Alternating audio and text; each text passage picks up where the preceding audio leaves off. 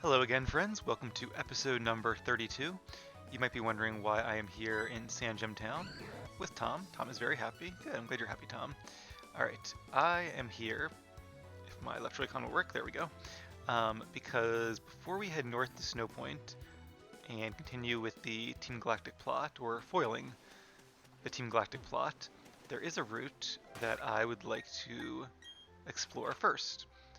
That is Route 219 and Route 220 and 221. This area here. This is an area that's accessible once you learn the move Surf, which we now have, and I want to explore it before our Pokemon get to be too overleveled for the trainers we'll face there, and also we might find some cool items along the way. Also, it'd be nice to kind of give this team a little more time to train up and get some more levels before we switch back to our main team, which will probably be next episode. I am going to use a repel, if I can find a repel. Treasures, okay, here we go. It's this pocket, but it's way up at the top.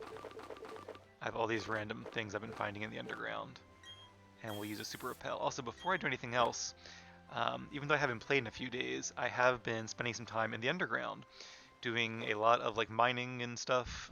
That mining game, that mini game is just like super fun. It's mindless and I don't know what it is about it, but it's like addicting. But the good news is, because of all the stuff I found, I've been able to buy 4 Stone Edge TMs, which is a really good move. Not super accurate, but it has a lot of base power.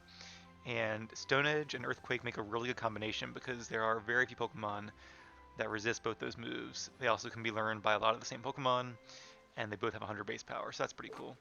I also have 1 Energy Ball TM, which we can teach to Mischievous once he evolves, but not quite yet. Oh, and also Will-O-Wisp, that's right. So Will-O-Wisp, we're going to go ahead and teach to Mischievous now.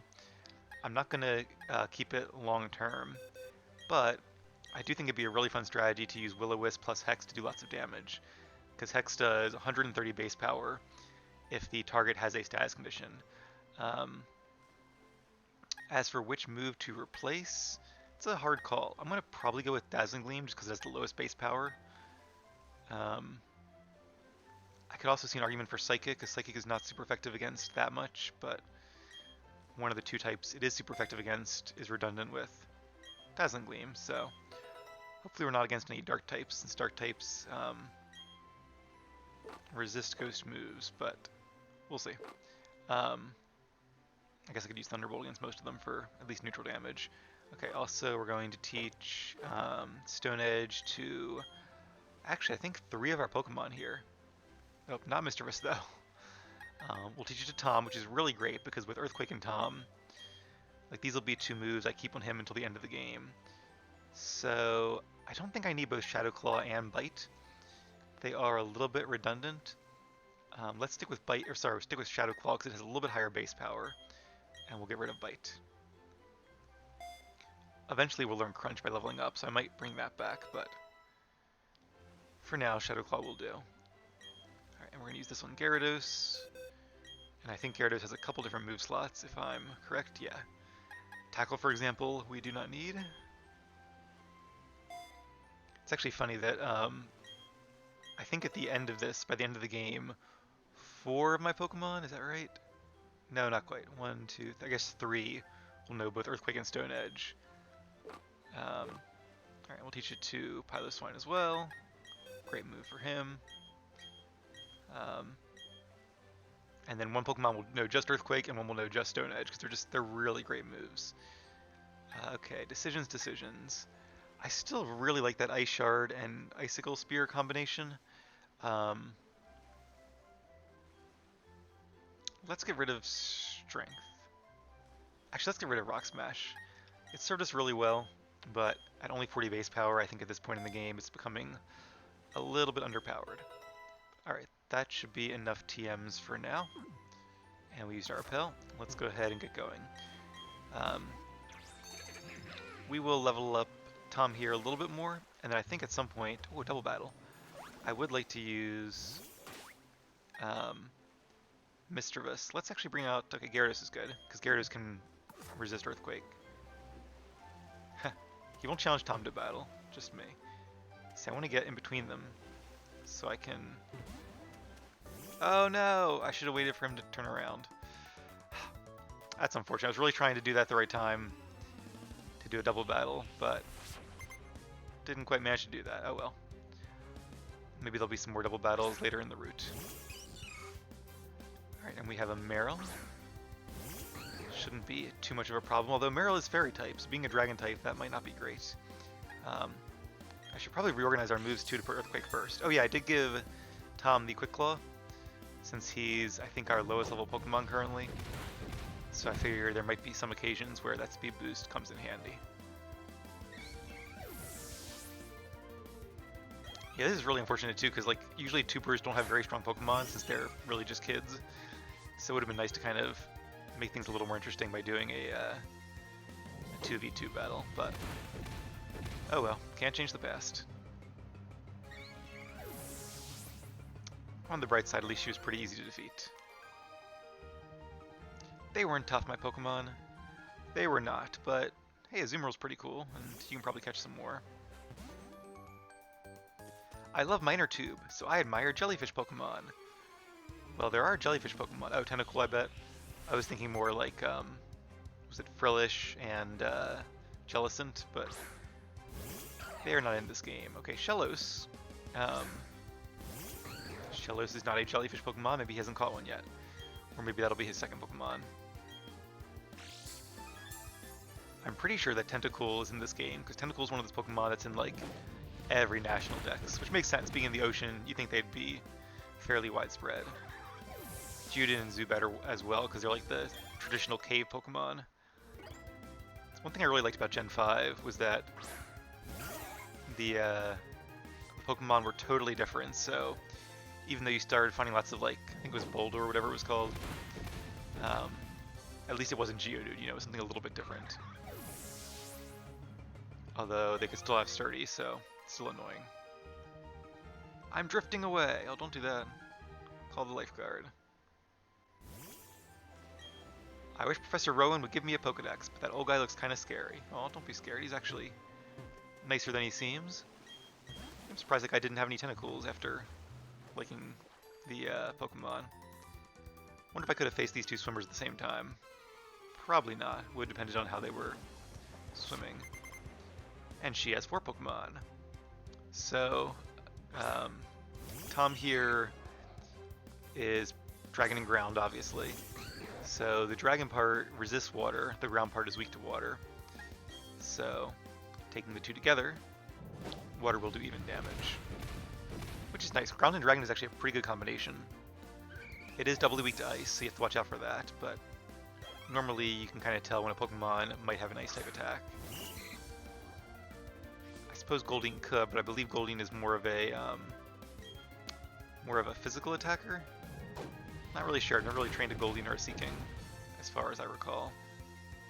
I guess they do have like better movesets nowadays than they used to. You could probably learn like Waterfall and Mega Horn and Drill Run, which is a ground type move. So unlike Gen 1, when it would have been like Water, Normal, and maybe Ice, because most Water Pokemon can learn ice attacks as well. Now you could probably actually get a Seaking with a decent move pool. Its stats still aren't that great, but at least it would be a little more fun than it was in the olden days. Actually, fun fact, a lot of people may not realize that Waterfall is actually a Gen 1 attack. A lot of people think it's a Gen 2 attack because it became an HM and TM in Generation 2 in the Gold and Silver games. But it did exist before then, it just was not an HM move. And I'm pretty sure it was only learnable by Goldeen and Seaking. Okay, let's, just to make things a little bit quicker, I'm going to move, nope, not do that. I'm going to move Earthquake to the top, and we'll put Stone Edge next to it as well, because they're good coverage moves.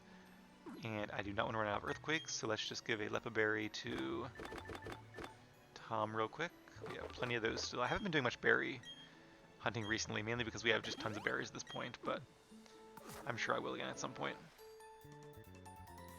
The human body floats more easily in the sea, so it's easy to swim. Huh. Didn't know that, but I guess it makes sense if the sea is saltier than a pool. Might be a little easier to float, although there's waves in the ocean, so I'm not sure if you take the waves into consideration that that's actually true. Alright, Tom, once again, you know the drill. Earthquake. Lots of water types here. Maybe I should bring out Mischievous now, except if I did that, I would just be using Thunderbolt. And I really want to use her with the cool Will-O-Wisp Hex combination, because I feel like that could be really powerful and really fun. The downside is that Mischievous is a fast leveler, like, he needs less XP to gain levels compared to many Pokemon. Actually, Luxray is slow, so I must have just had him in the party for a long time. Or medium slow, I think it is. Whereas Mischievous is fast, so... what's unfortunate about that is with the Experience All, which I know I complain about a lot, but this is just another reason that I really don't like it. With the Experience All... What is this? Ether, okay, not that great. Let's make sure there's nothing down here before I go eastward. Don't want to miss any cool items or anything. Oh, hey, there's a cool item. Or an item. Splash Plate. Oh, that actually is a cool item. That increases water type attacks, so I could give it to Gyarados. I might actually save it, though, for Tori. So I'll have to make a note to give it to Tori. Aha, another swimmer. I only live to swim. Teach me what's so fun about Pokemon. I will do my best. Make a note here about giving the water plate to Tori, so I do not forget. Oh, Mantike. Not sure we've seen a Mantike yet. Unevolved form of Mantine. Actually, we might have at one point, because I remember thinking, like, is it water and flying or just water? As you can tell by this, it is water and flying. But what's nice, well, if you don't miss, is that the types that are resistant to ground, I think I've said this before, but are, oh my god, I missed twice in a row. This is the downside to Stone Edge. Are flying, flying, bug, and grass. And of those three types, two of them are weak to rock, bug, and flying. So it's only a Pokemon that would be grass type and a type that resists rock type moves like fighting. That would resist both. So Breloom is an example of one of the few Pokemon that resists both Stone Edge and Earthquake.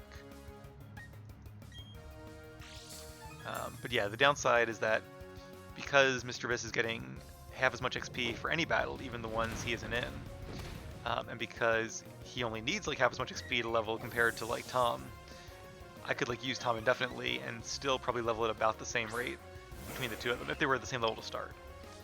That's a very rough approximation, but hey, a Tentacool. So it definitely exists in this game. Not sure why that Tuber didn't have one, but maybe one day.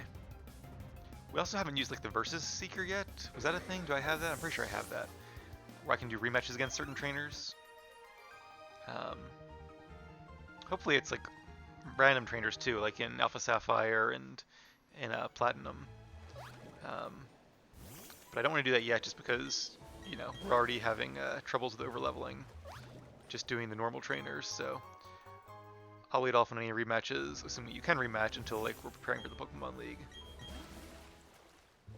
Alright, maybe once we get to land and defeat these guys, we'll switch out our Pokemon. So we have been using Tom quite a lot recently. He probably needs a bit of a break. Oh, look at that, doing some Pokeball tricks there.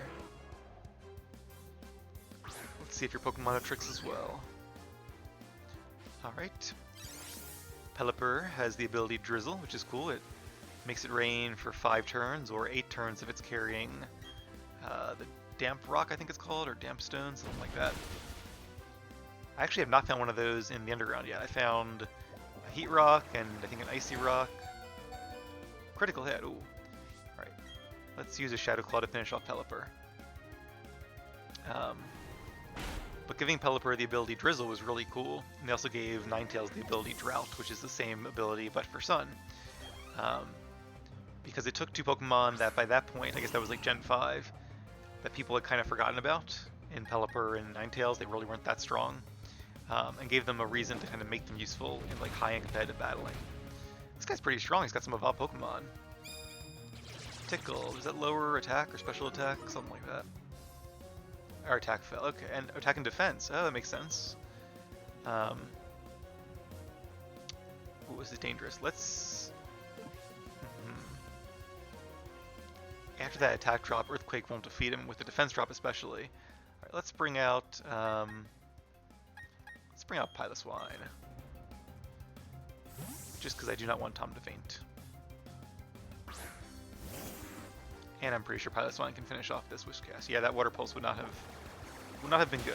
If we had not gotten a crit on that Earthquake, that would have been a knockout.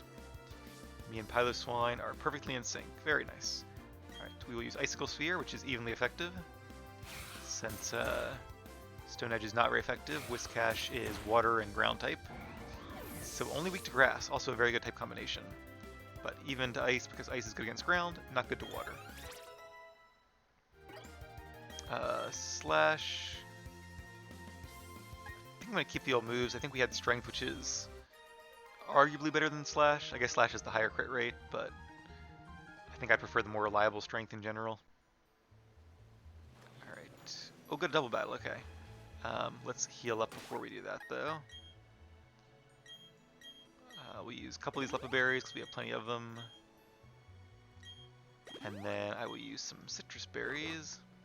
Not pear, some Citrus. To get Tom back to max HP. And him and Gyarados should make a nice team here. I'm glad there's a double battle. These are really fun just to like spice things up. I bought a new bikini. It's this year's newest model. On your marks, get set. I expect what's next is go. Yeah, so Tom being Dragon and Fairy type, sorry, Dragon and Ground type, used to only be weak to other Dragon types and doubly weak to Ice. It's actually even less weaknesses than like Dragonite and Salamence had, because they were also weak to Rock types. But in Generation 6, they did gain the additional weakness to Fairy types, so now my poor Dragonite, which is my favorite Pokemon, has 4 weaknesses, which is kind of a lot, but he does have the ability Multiscale, which is one of the best abilities in the game, so I suppose it all evens out. Ooh, interesting. Okay, so everybody has been intimidated. Gyarados has moved. Both Gyarados are immune to Earthquake. I might go for some Stone Edge for some super effective damage against that Gyarados. And let's see what my Gyarados can do here. Let's do a double Stone Edge, because it might take 2 to knock out a Gyarados, especially after the attack drop. In fact, I'm pretty sure it will. Hey, there's the Quick Claw coming in handy. Alright, there's 1, and here's 2. Oh, and it's a miss. Alright, looks like Boizel is the second fastest. Boizel is pretty fast, got a critical hit, but... Oh, double critical hit, wow. Luckily, both of our Pokemon are very tough and can take it no problem. Alright, let's try... I'm going to do another double Stone Edge, just in case one misses, and the one that doesn't miss will be redirected towards Boizel, which is still a pretty good attack. Alright, there we go. Like I said, Stone Edge is a very strong move. It also has a increased critical chance, I'm pretty sure. So that's a nice bonus too. Hey, there we go, look at that. And a crit, see, there you go. Increased crit chance. Whether it would have got a critical hit anyway, who knows. Psst. Ow, ow, ow, my leg cramped up. Yeah, likely story. Gotta watch those cramps though, they can be dangerous while swimming. Alright, I think we're still okay on HP and stuff. Let's do one more swimmer battle. I might have missed a swimmer to the north, but we'll see. Well, does it look like I'm swimming gracefully? I don't know. You tell me. Swimmer Dylan. And there is a reason I want to kind of go to this route too. There's a cool little house with something to do here. It's nothing like super duper exciting. I don't want to like overhype it, but I think it's worth showing on camera and kind of making a note because it will lead us to a cool item that one of our team members will use for probably the rest of the game.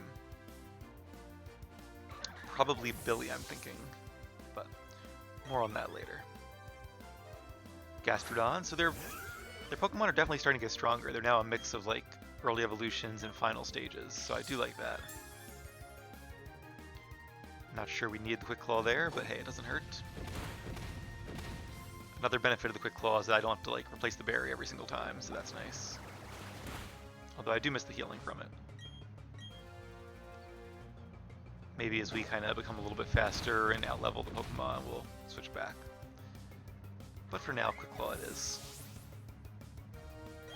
See, Mr. vs. 44, I really want to use him, but like... Yeah, I'm tempted to like put him in the box just so he doesn't get XP, so I can actually like have a reason to use him, but... like that defeats the whole purpose of having the secondary team. Like, I shouldn't need to just put everybody in the box. Alright, Protein, that'll help our attack stat. Let's actually see if we can use that on Tom, because He is a physical attacker, and that's probably in the medicine cabinet, right? No, this is heal items, I guess. Alright, calcium is good for speed, or special attack. Let's give that to Houndoom. We only have one, so we'll use one. Not sure why they asked. Okay, zinc is special defense. Yeah, I'm not as concerned about defensive stats. Because like if you're gonna give them all of the vitamins, just do more battles and get the EVs that way. Carbos is speed though, we can use that. Once again, just one. Alright, there we go. Because there is a limit to how many EVs you can get. I think it's 512, 506. It's 256 times 2 is 5, I think it's 512.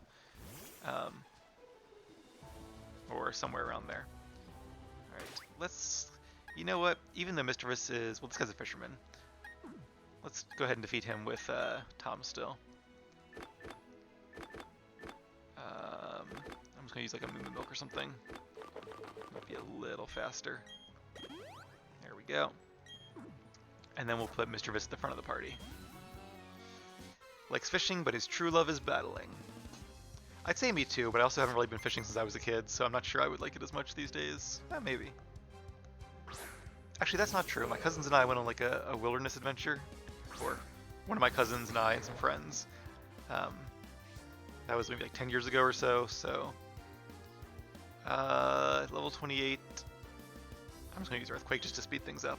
I feel like a Shadow Claw might knock out Magikarp, but it is a pretty high level Magikarp, so let's use Earthquake to be sure.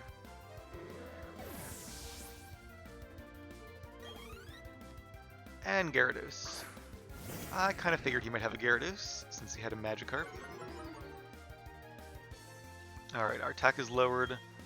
Luckily, we know a very powerful rock attack. That doesn't seem to hit.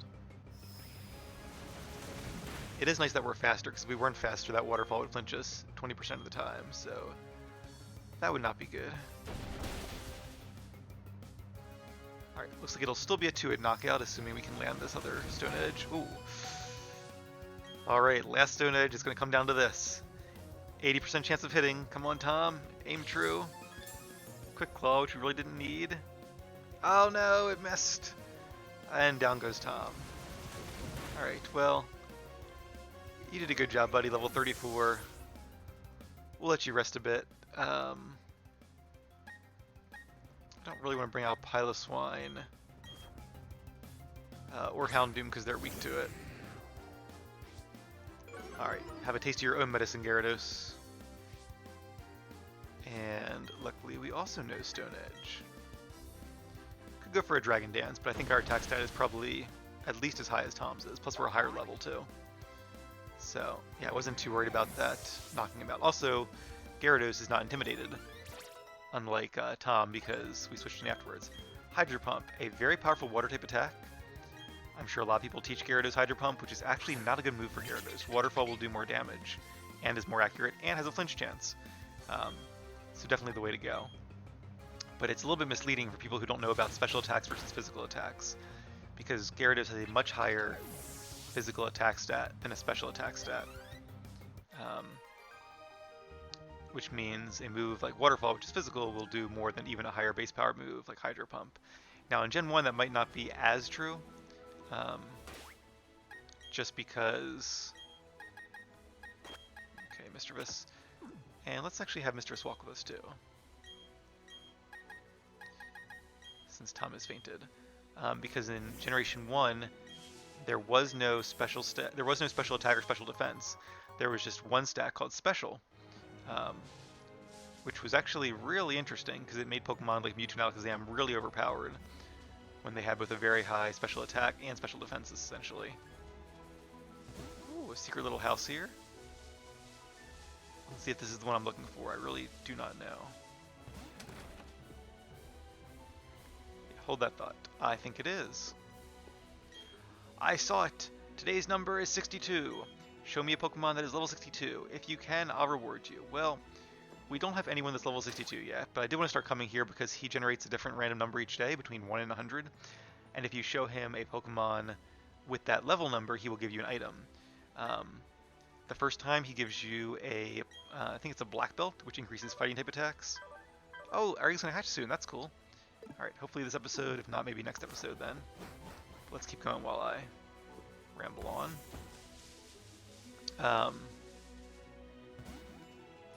Where to go? Where to go? Oh, cool trainer, or ace trainer. Oh, you intend to beat me? I'm an ace, you know. All right, I do intend to beat you. I'm a bit of an ace myself. Insert meme here. Yeah, so he does a black belt, which is increases fighting attacks. That'd be good for like maybe wind to hold.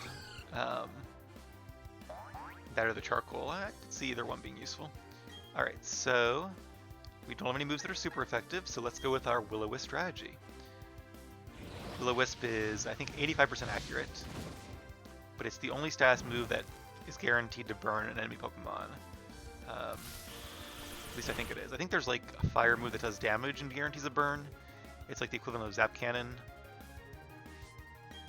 I can't remember. I want to say Inferno, but I think Inferno is something different. But alright, now that it's burned, our Hex will do double damage, plus the burn damage, plus the decreased attack stat from being burned. So burn is a really cool status condition to be able to throw out just willy-nilly. And it's one thing that makes Ghost Pokemon very annoying and very formidable. Alright, and then Meryl. Now Meryl is weak to Thunderbolt. No reason to use Hex, so let's just go right for the Thunderbolt then. Still knows some pretty good coverage moves. Yeah, so the guy gives you the Black Belt the first time you get it right. The second time he gives you the Expert Belt, and the Expert Belt will be a great move for actually a lot of our Pokemon, because I think we're going to be able to teach a lot of our Pokemon really good coverage moves. So we can burn Lopunny, which I might do. Let's just go ahead and do it. Although we can't use Hex, obviously, because Ghost types are not effective against normal types. But at least this way it'll decrease its attack, so I don't know what it's going to do, but whatever it's going to do, it'll do less. It's going to lower our attack, I think, right? Yeah, which is fine, because we do not use physical attacks. Alright, well, there's no reason to use Thunderbolt, because we can't paralyze a Pokemon if they're already burned. So let's use Psychic, just in case the small chance at a special defense drop matters. It probably won't. And it's a crit, okay. Oh, Mirror Coat, well played. Mirror Coat is basically like counter. It does double damage if you use a special attack. So that is a very strong move. Good job, Ace Trainer. Alright, let's bring out Houndoom to finish things off. Wonder if I should use a Revive. I probably won't use a Revive. Actually, that might be good not to use a Revive in a way. Because, I hate to say this, because Mr. Mrs. fainted, he's not gaining XP, so maybe our others can actually catch up a little bit. I wouldn't mind that. Yeah, so what the Expert Belt does is it does 20% increased damage whenever you use a super effective move. And for a Pokemon like Billy, who's going to have a lot of variety of damaging moves, I'll come back for those berries later.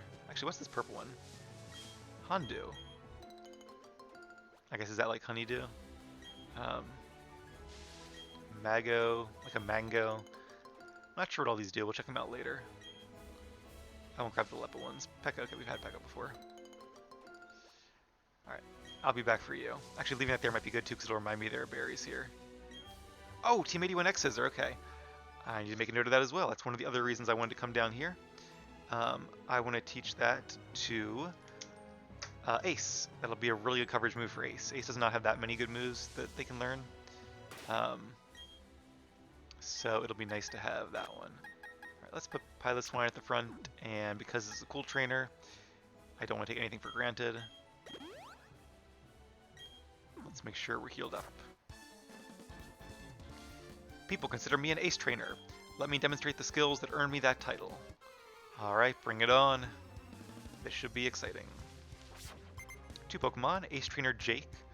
Well, for some reason Jake always seems like a Ace Trainer name. I remember we had a pair of twins I was in school with growing up, Jake and Tony, or Anthony, we all called him Tony. And Tony was sort of like the more academically oriented, the more by the books, almost like goody two shoes, but you know, kind of more that type. And Jake was the twin that was a little bit more rebellious and wore like the baggy jeans, and you know, I don't listen probably to all the cool bands, so maybe that's one thing of Jake is like a cool name as opposed to... I actually think Tony's a really good name too, but... Actually, I like Tony better as a name than Jake, but I'm getting off topic. What else is new? So, yeah, unlike items that increase the base power of just one move type, regardless of whether or not it's super effective. So, like for example, I could give Billy a magnet, which would increase his electric moves. But I feel like it's probably better because he's going to have so many super effective moves against so many Pokemon to give him the expert belt. Hey, there's a mini critical hit there. Good job, Piloswine. Infernape can also make really good use of it. Pokemon like Garchomp or Leafeon don't make as good of a use out of the expert belt because their coverage moves are not quite as diverse. And like one of Garchomp's stab attacks, Dragon Rush, is not super effective against many Pokemon. Whereas like Electric and Fire and Fighting, yeah, I'll use Repel, why not? Alright, so this is Ramanas Park, a place for new beginnings. Yeah, so originally this used to be, I think, the Pal Park, which is where you could transfer Pokemon from Gen 3 games to Gen 4, which is pretty cool. You could put like was it DS cartridge or no, a Game Boy Advance cartridge. That's what I'm trying to say. A Game Boy Advance cartridge in one of the original DSs. I guess not a 3DS, but a regular DS. And then you could transfer Pokemon that way, which was cool. But because that's no longer necessary, now you do everything online through Pokemon Home and everything, which is pretty cool. I'll need to buy that at some point. They have replaced it with Ramanas Park, which I believe is a place you can find some legendary Pokemon during the post-game. So we'll definitely have to check that out quite a while from now. But first, let's do one more battle to finish up this episode. A collector, no wonder he's here. But right now it's not open, so neither of us gets to go here for a while. I think you have to at least defeat the champion before it opens. Yeah, I think at some point, I'm not sure what I want to do, but I'd love to transfer all of our teams from all these games into Pokemon Home and maybe like have them all, for one thing, just so I don't like lose them or lose a cartridge or something. But yeah, I'm not sure what I would actually do with them. Maybe train them to the same level and have them face each other. I don't know. I feel like I should do something special with all of our teams from all these Let's Plays. Just have another chance to use them again on screen. Maybe for like an anniversary of my first Pokemon Let's Play or something like that. If you guys have any ideas, let me know. But I'm sure we can do something fun. I was going to say something else about Pokemon. Oh, so one thing I'm really worried about is I do still have my original Pokemon Blue version from like 1999 or whenever it came out. But I'm pretty sure the internal memory battery has died, and I really don't want to test it because I don't want to find out like my original team is gone forever. They probably are. I think I want to actually transfer like most of them to like Pokemon Stadium because I figured the Nintendo games probably have better internal batteries than like the little cartridges do. But I didn't transfer, if I remember correctly, this was like 15 years ago or something. I didn't transfer my original Blastoise because I was like, oh, I don't want to risk losing him. Although I think I probably should have because the risk was actually greater in hindsight on the memory cartridge being damaged. But the trouble is I need to like find a TV that I can actually hook up my Nintendo 64 up to and get it running again, and I should do that sometime. That'd be cool. I don't think I could ever record gameplay from it, although maybe I could find a way. Alright, I think we've explored... Oh! What a cool way to end the episode. I did not plan that, I promise, but here we go. Let's meet the 6th member of our secondary team, and then at last both of our teams will have their full contingents. It is, drumroll please, Riolu! As any of you guys who have played this before know, you get a Riolu egg from Riley, so that's pretty cool. Riolu, for those of you who don't know, is the unevolved form of Lucario. So we will be training a Lucario, which is a Pokemon I haven't trained, I'm pretty sure, since my very first playthrough of this game. As I mentioned before, I almost spoiled it, but I didn't mention that I'd be training one this time, at least not explicitly. The aura that emanates from its body intensifies to alert others if it is afraid or sad. Very cool. You know, the great irony is that we've been using Tom with our secondary team, even though he's part of our primary team. And we might actually end up using Riolu with our main team, where I might just carry him with me on my main team just to get some XP. We'll have to see how that shakes out. But I do think I'll probably switch to the main team for a while after this, since we haven't used them in a while. No nickname, because we haven't really been giving this team nicknames. And then we can use them for a really cool route which is going all the way from Celestic Town through part of Mount Coronet, up Route 216, up Route 217, and past the Cutie Lakefront, and eventually to Snow Point City. So it's probably, if not the longest, one of the longest routes in the game. Definitely it's the longest geographically.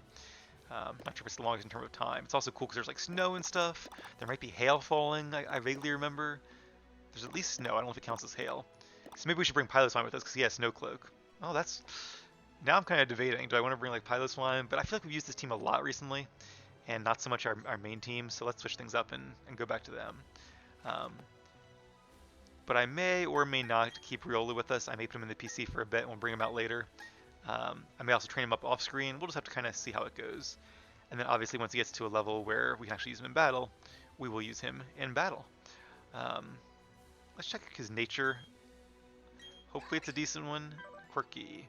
Oh good, no pros or cons. I will take that because Lucario, like I said before, can be a good special attacker or physical attacker. So this way we can use a mix of moves without really worrying too much.